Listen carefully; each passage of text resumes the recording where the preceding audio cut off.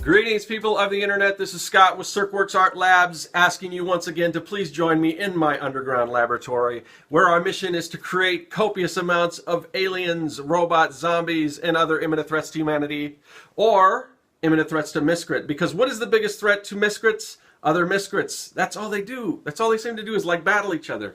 So, if you've been following this series, you'll know that we completed our first evolution of our Miscrit that we're trying to get into the Miscrit game by Broken Bulb Studios. And in order to do that, we can't just give them just one evolution. We have to give them all four. And I had asked you guys to, if you wanted to see more of this Miscrit, if you want us to continue on, to please do subscribe. And we got a lot of new subscribers, so I'm thinking, well, let's give this thing a shot. Let's take it to the next level and create our second evolution to this Miscrit. Now, if you haven't been following, or if you just want a refresher, I am going to show you what we came up with. I'm going to pop that up right here. As you can see, that is our first evolution Miscrit, which right now we are calling, I think we're calling it Manio, but that could change. And we've got some different suggestions and ideas and things like that for what we can call it, and I've got some interesting feedback and some things that you guys suggested that I might want to incorporate into this creature because of some really good ideas. So we'll talk about that more. If we don't talk about that on this episode, we'll talk about it on a future episode because there's some cool ideas that I think would really work. And that's the cool thing about creating these creatures and doing this kind of online and everything and getting your feedback. So it's like we're kind of it's like a group effort. Like I'll throw out some ideas and then I'll get some back, and we can kind of as we go on with each evolution, hopefully we can kind of incorporate some of that stuff. Now, obviously, we don't want to go off on any crazy tangents, but there are some ideas that I really like that I think will fit into kind of what we've already established, which is cool. So what we're going to do now is we're going to start once again kind of back where we started off. We did the first video in this series was sort of an intro. Then the second video was a sketching where we just took, basically where everything starts with a blank piece of paper. So we take this blank piece of paper, or if you're more comfortable creating your work digitally, in the computer and everything, whether you're using Photoshop or SketchUp or something like, whatever kind of, program you use to sketch, or you can do it by hand like I do. So we're going to do that once again, but we're going to be thinking of what's the next stage. You saw what we already had.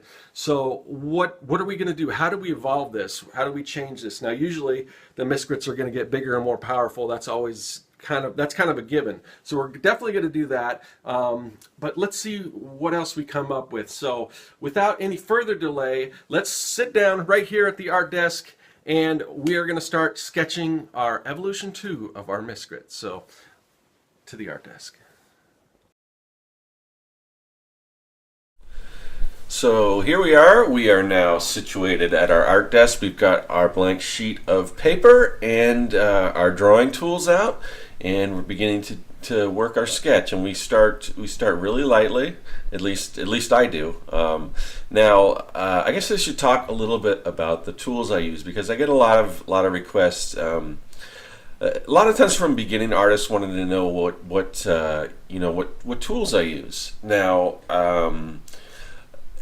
I'm going to go ahead and preface this by saying that you can ask whatever artist what tools they use, and you can try them out. And I like to do that too. If I see an artist and they've got a cool tool that maybe I haven't seen, tool meaning pens or pencils or whatever, artist utensils, and I'll look at that and I'll go, oh, that looks cool, I'll try that out. So I definitely understand that, but I think sometimes beginning artists think that that if they use the same tools that maybe a professional artist uses, or somebody that's been established or been doing this for a while, that somehow it's going to make their work better, and that's not really the case. again, these are just tools. They're just an extension of your own skills, your own talents, whatever you want to call it, your own practice and everything. And that's what it is. I mean, it all starts with practice, and you got to keep doing this. I mean, I've been drawing since I was a kid, and it does sometimes it seems like it does come easier for some people. I know a lot of people way younger than me who are way better artists, and but if it comes harder to you, then you just got to push harder, and that's all there is to it.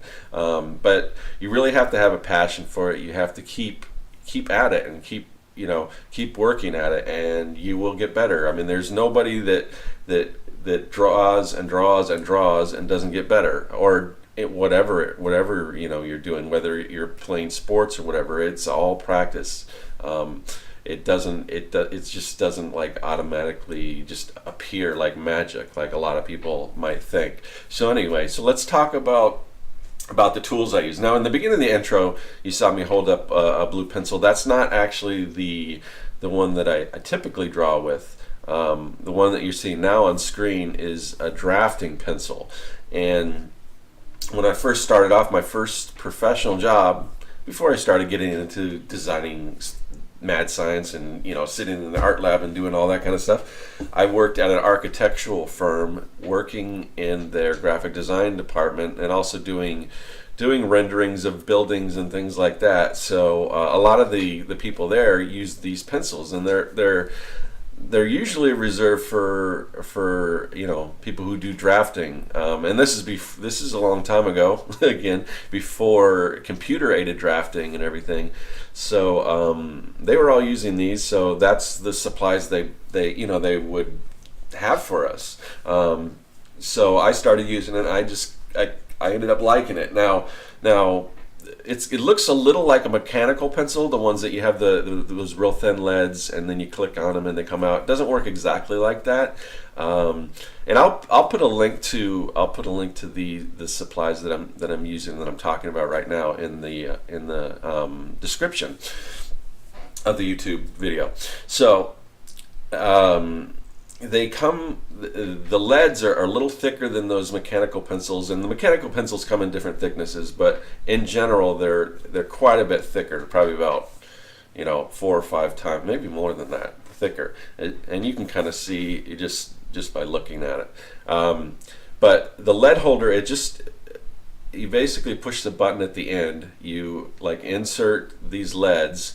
And the thing is, the main difference is that you have to use a special pencil sharpener, and it's like a weird thing. And actually, there was another artist that I talked to online and everything, who I guess his girlfriend picked up one of these pencil sharpeners, and he didn't really know what it was. So it's kind of a weird thing, because what it is, it's got a little like, I don't know what you call it, like flint or something, whatever it is that you use to like sharpen knives. It's got inside, it has a little round thing like that, and basically what the sharpener does is you stick it in the top. There's a little hole you stick it in, and then you just kind of wind it around, and what it does, it rubs the lead around this sharpening device, I guess you can call it. Maybe I'm getting too technical here, but anyway, like I said, I'll post all that stuff online. You can try them out. Another thing that I'm not using here, but I use a lot, are Pentel, or not Pen, sorry. Well, did I mention the brand name? So yeah. So anyway, the lead holders can be any kind of drafting lead holders. There's not really a certain brand or whatever. Statler makes a lot of them. I think that's the one that I use. Same thing with the pencil sharpener. There's a lot of those. Just a drafting lead pen or sharpener, I guess. But the leads, and this is something they didn't really have for me when I was working at this architectural firm. They just had black leads, so that's what we had. But I discovered you can buy different color leads, and they're a little harder to find now because like I said, a lot of people, you can find them on Amazon. So I mean, I guess if if you have access to the internet and Amazon, which I think most people do, you can find those online. And again, I'll put the link up there. But I found they have different color LEDs, and the one I like to use is a non-photo repo blue. And back in the day when they used to take camera shots of artwork before we scanned stuff in, or way before digital and everything, we would work in this blue, because when you go over it with ink, and you take, and whether you're working in comics or whatever, and a lot of people still do work traditionally in comics, myself as well. When you take that what they call a photostat, it's basically a black and white photograph. The only thing that it sees is the line art, the ink that you go over it with whether you're using like microns or technical pens or pen and ink or whatever, or brush and ink.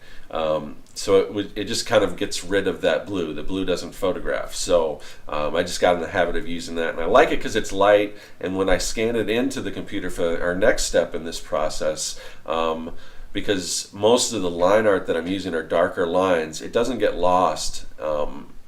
The blue is kind of light and everything, so it doesn't get lost. So I like to use that. So that's why I use these particular drawing tools. So I guess we should turn our attention back to the actual Miscrit. We'll talk about what we're drawing here.